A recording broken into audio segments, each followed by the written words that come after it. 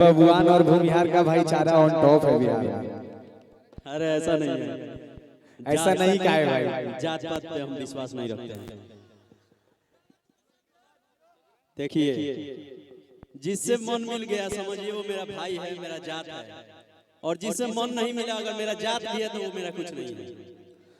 नहीं भाई, हम के तो विश्वास रखते हैं क्योंकि हम लोग के साथ जो हुआ है ना, यही जहानाबाद में से नारी में एक दिन में 34 भूमिहार को काटा गया, तो वो सब दिन हम लोग भूल नहीं सकते। एगो गाना कि जब बांध ले तो बाबा ना पगड़िया के जान जियो अपन ही नहीं भी कमरिया के जान। क्या बताएं उनके बारे में, कि बहुत बहुत वायरल था कि एगो लइका पड़ल बा पीछे जान, खींचे ओढ़नी सड़क के बीचे जान, ओकरा चलते चलल मुश्किल डगर हो जाई,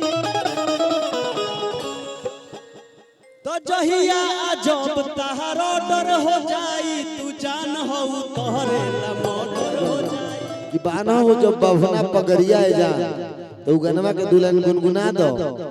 ओकरा बाद हम छोटू शिकारी भाई के बुलाए, जे तमाम के तुम कर यूट्यूब चैनल से लोग सुन के आशीर्वाद देले बा, लेकिन लोधीपुर की खास फरमाइश बा विकास भाई और उनका मंडली की ओर से हिमांशु जी दरहेटा कॉलेज कमेटी की ओर से लारी के लोग के भी फरमाइश बा।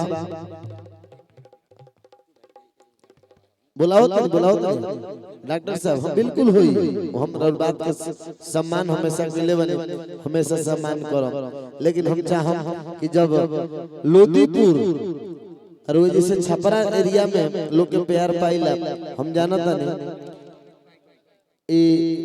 अमित आशिक भाई है, एक लाइन गुनगुना देंगे बाना हो जब बभना पगड़िया है।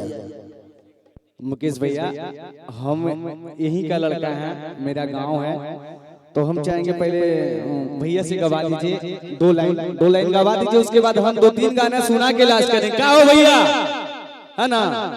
तो थोड़ा सा छोटू भैया को गवा दीजिए। भाई छोटू शिकारी जी आएंगे, 1-2 गाना गा के वो लास्ट नहीं करेंगे, वो गाएंगे तो इन्फिनिटिव गाएंगे, लगातार गाएंगे।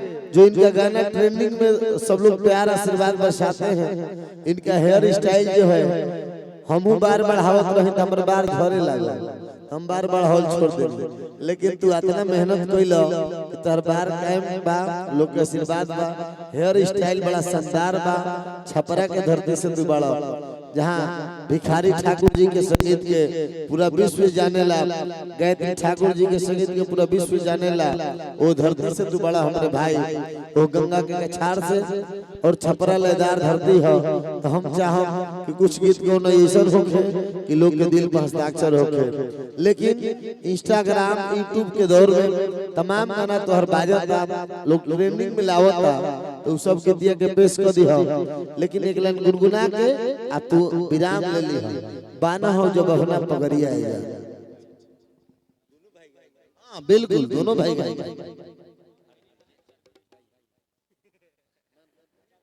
अरे बबुआन और भूमिहार का भाईचारा ऑन टॉप है बिहार। अरे ऐसा नहीं है, ऐसा नहीं का है भाई, जात पात पे हम विश्वास नहीं रखते हैं। देखिए, जिससे मन मिल गया समझिए वो मेरा भाई है, मेरा जात है, और जिससे मन नहीं मिला अगर मेरा जात भी है तो वो मेरा कुछ नहीं है। नहीं भाई, हम के तो विश्वास रखते हैं क्योंकि हम लोग के साथ जो हुआ है ना, यही जहानाबाद में से नारी में एक दिन में 34 भूमिहार को काटा गया, तो वो सब दिन हम लोग भूल नहीं सकते। हाँ, हम लोग किसी के साथ गलत नहीं कर सकते हैं, लेकिन वो सब दिन भूल नहीं सकते हैं।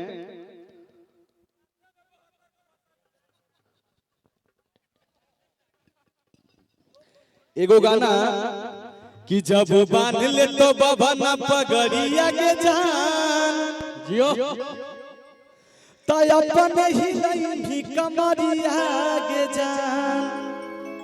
ये गाना के क्रेडिट हम सन्नी भैया को देंगे, लेकिन सन्नी भैया तो लगते हैं चले गए, क्योंकि ये गाना उन्हीं का था कि जब ओढ़नी से बांधिला पगड़िया के जान, तहिल जला बलिया सहरिया जान। ये गाना हम उन्हीं का कंपोजिशन चुरा लिए, क्योंकि हम लोग सत्य से हटते नहीं है, जो सच्चाई होता है वो बोल देते हैं। ये गाना बहुत वायरल था इंस्टाग्राम पे इनका, वो जो अभी गाए हैं कि जब बांध ले तो बबना, अरे पगड़िया के जान। रिसु भाई थोड़ा एक अक्षर बचा दो, उसके बाद भाई गाएंगे। कि जब बांध ले तो बबना पगड़िया के जान, अपन ही लई कमरिया के जान।